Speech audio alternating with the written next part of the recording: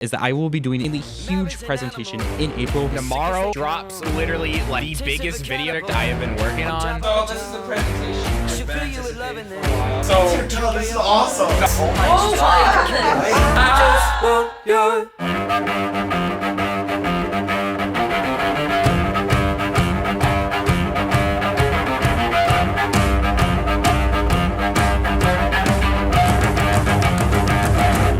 Hello everyone, welcome to the behind the scenes of the 100 slide presentation I gave. I'm just gonna walk you through kind of what all happened to lead up to this and some behind the scenes of doing stuff. Before I preface this, you kind of need to know who I am. So here's a few things about me. I got into Cult Narilamb around August, September, and basically around then I started playing the game a lot and it just spiraled under control. I have not jumped out since. I don't plan to anytime soon either.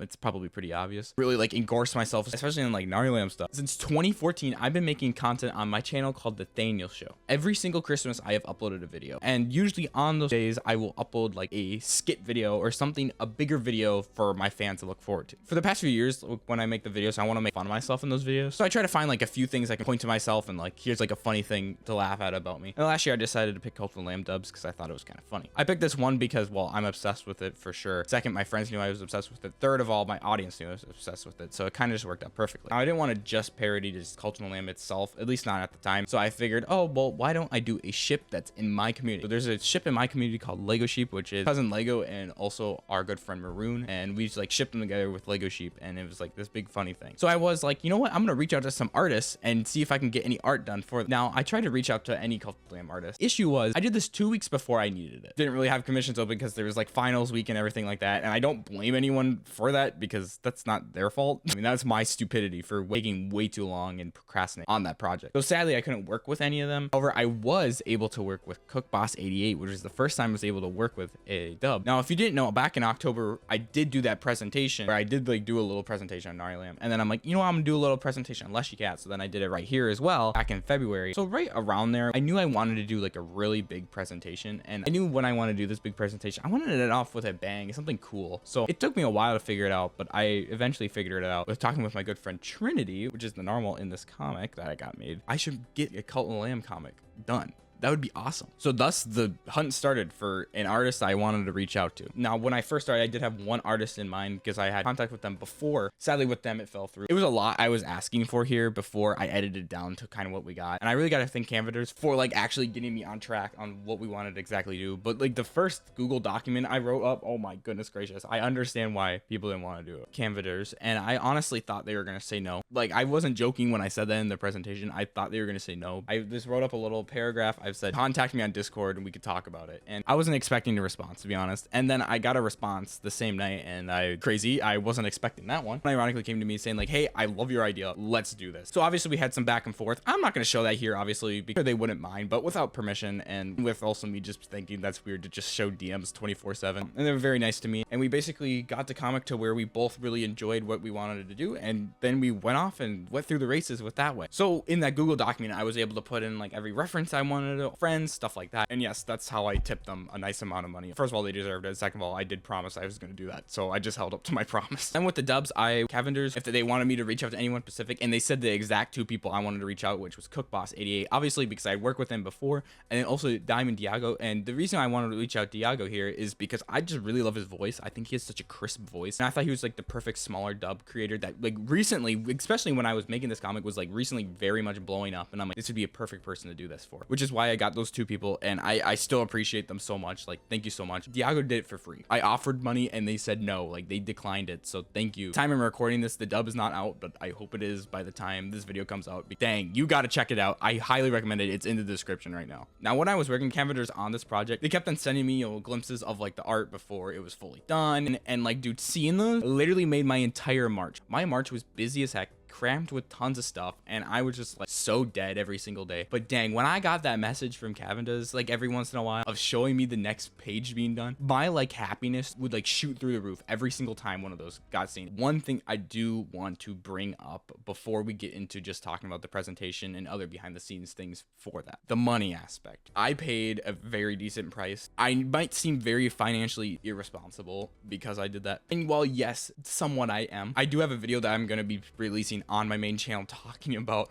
the money aspect when it comes to that more. But I do want to say, like, I was financially good enough to do this project. Sadly, my grandpa passed away, but left an inheritance that I used a little bit of the inheritance money for the comic. However, trust me when I say I think I'm okay.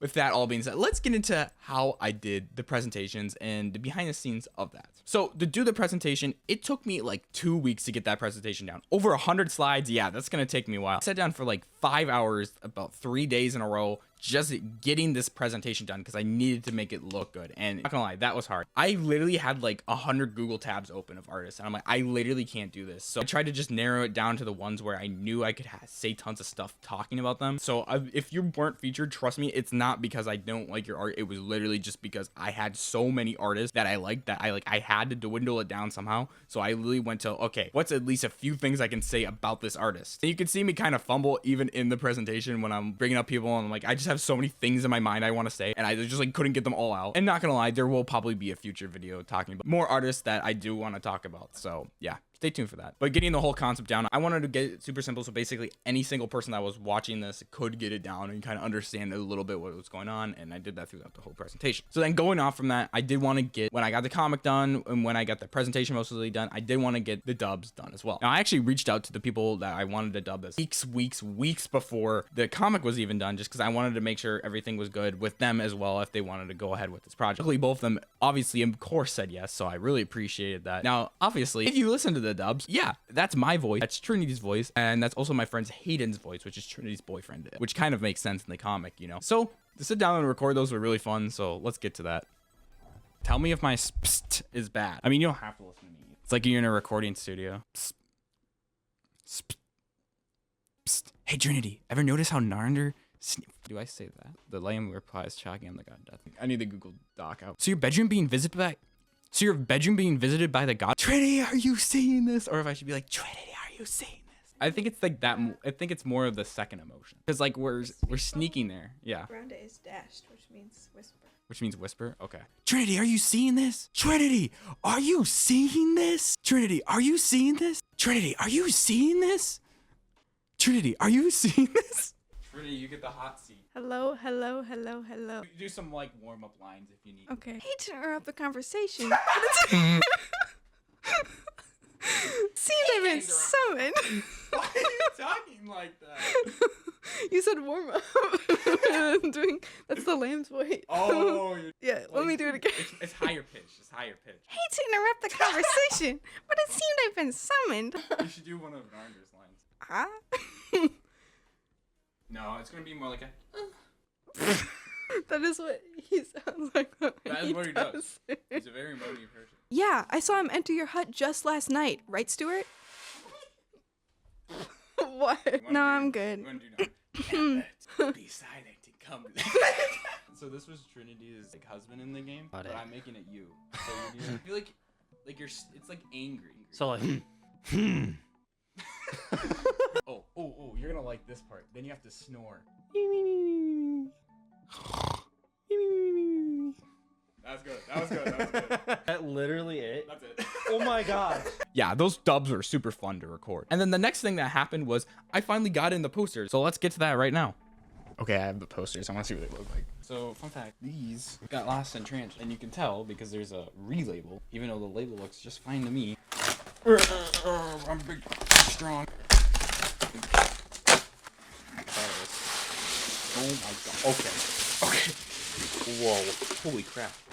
Oh my god. God damn. Here's the frame. 24 by 36. This is like movie theater size. Yeah, this is gonna look insane right there. Tabs open, upward, remove, frame back using these fingers.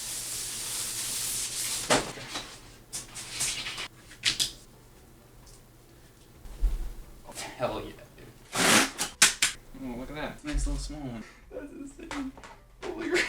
So after we did all that, it was finally time to present. So the day of, it was our prom. It was our final prom, guys. It was our final senior prom. So I get to my cousin's barn hours earlier to just set up everything. Now, my presentation was massive. This was a 600 megabyte presentation. And I wanted to include online videos. They could tell that those dubs are going to be uploaded on YouTube. Sadly, I couldn't do that, so I just had to download the videos and put them in the presentation because we had no internet out there. So yeah, I did have to bring that frame. I had to bring the 2 other frames. I had to bring basically everything with me. I had a clicker I was able to borrow from work. I just had so many things that I had to like fully get together to get this presentation done. Sadly, it didn't record much of behind the scenes because I knew my camera was like actively running out of space. We ended that recording with 1 minute left on my SD card, which is why I knew I needed to like immediately stop recording right when the video was done. When you were watching the video, we're all tired. I mean, it was 5 a.m. You know, by the time we were done, everyone's super tired. But I gotta say, the mood in the room changed immediately right when that comic was done. After I ended recording, I talked about the comic for like another 30 minutes with everyone just because they were so curious of how everything worked, how I got everything down. I know it was in the presentation, but they wanted to know more specifics. So